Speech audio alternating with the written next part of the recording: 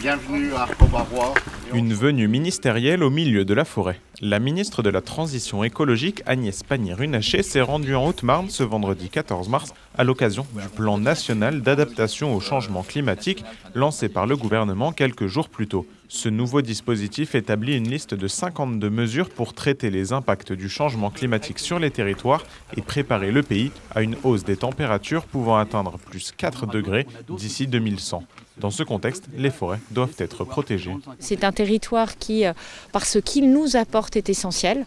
C'est un puits de carbone, ça capte le carbone. C'est également un territoire où on régule l'eau, c'est-à-dire qui est capable de retenir l'eau quand elle est en trop-plein et de la restituer pendant les périodes de sécheresse. Et c'est un territoire qui fournit une matière première brute qui est le bois, qui peut être utilisé et valorisé. Et là aussi, au moment où on doit s'interroger sur notre accès aux ressources naturelles, au moment où on est menacé en tant que pays par d'autres pays qui veulent nous imposer des droits de douane ou qui menacent notre accès à ces ressources naturelles, savoir valoriser ses propres ressources naturelles, limiter notre exposition aux importations, c'est aussi un élément de résilience et de résistance.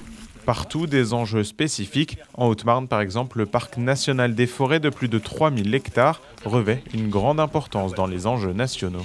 C'est la plus grande réserve intégrale forestière de France.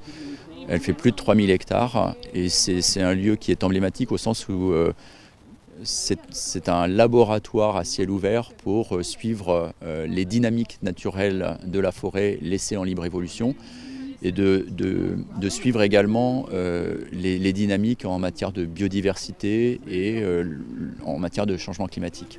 Dans la journée, la ministre a également participé à une table ronde à Auberive, puis effectué une visite du site Martelloscope, l'occasion d'échanger avec les acteurs locaux. Travailler dans la main État, évidemment élus locaux qui sont en première ligne, mais également les habitantes et les habitants, mieux faire connaître la forêt, mieux faire comprendre les enjeux qu'il y a derrière la forêt en termes d'eau, en termes de baisse des émissions de gaz à effet de serre, en termes aussi de menaces qui pèsent sur la forêt, et puis travailler avec les filières économiques, parce que la forêt, c'est aussi un facteur de richesse pour la France.